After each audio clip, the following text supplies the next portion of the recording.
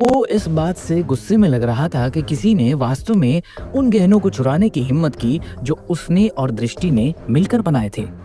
क्योंकि ये पहला टुकड़ा था जिसे दृष्टि ने एक ज्वेलरी डिजाइनर के रूप में डिजाइन किया था, इसका उसके लिए एक अलग महत्व था।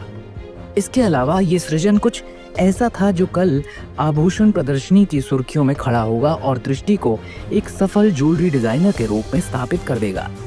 सोचने वाली बात यह है कि सच में कोई ऐसा चूहा बिल में छुपा है जो दृष्टि के लिए इस अवसर को बर्बाद करना चाहता था।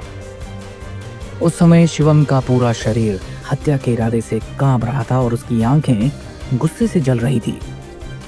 10 मिनट बाद टैक्सी अंत में कीमती नारंग एम्पायर के टावर पर पहुंची और शिवम सीधा 26वीं मंजिल पर चला गया।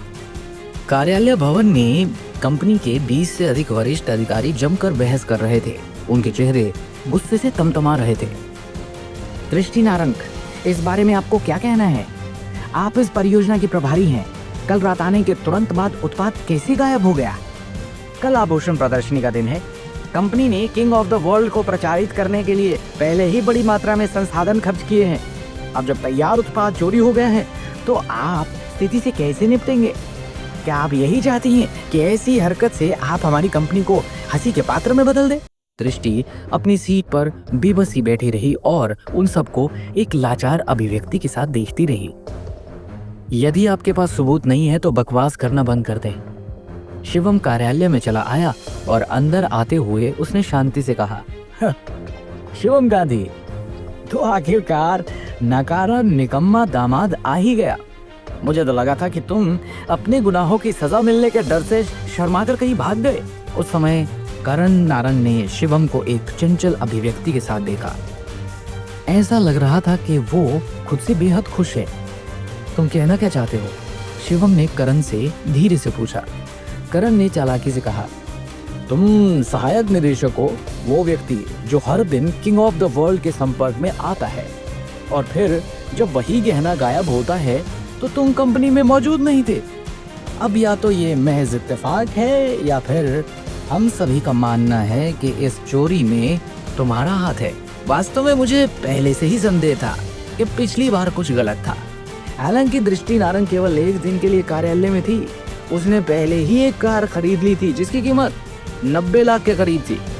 करण ने स्थिति का विश्लेषण करते हुए एक गंभीर अभिव्यक्ति के साथ कहा, इससे अकेले हम ये मान सकते हैं कि कार उन चीजों में से एक थी जिसे उसने लाखों के गहने बेचकर खरीदा था। ये देखते हुए कि वो अपने पैसे को लापरवाही से कैसे खर्च करती है, क्या आप में से कोई वास्तव में उसे यहाँ खड़े होने के लिए फिट देखता है? इतनी महत्वपूर्ण परियोजना के प्रभारी होने की बात तो जाने ही दो। क्या वो गुप्त रूप से जमाखोरी नहीं हो रही है और अपने लिए पैसों का उपयोग नहीं कर रही है? पिछली बार दृष्टि नारंग विपणन विभाग की एक छोटी सी कर्मचारी थी जो अचानक निदेशक के पद पर जा पहुंची। उसने अपने लालच के आगे घुटने टेक दिए होंगे और अपने लिए गहने चुरा लिए होंगे। ये निश्चित रूप से अपेक्षित है। आखिर जो लोग गरीबी में वापस गोता लगाने से डरते हैं वो इतनी महत्वपूर्ण स्थिति के लिए कैसे उपयुक्त हो सकते हैं? उसने अपनी संपत्ति बनाए रखने के लिए निश्चित रूप से गहने चुराए होंगे। हे भगवान, इस तरह से घृणित कार्य! दृष्टि ने निश्चित रूप से इस बार विश्व के राजा की डकैती में एक महत्वपूर्ण भूमिका निभाई होगी।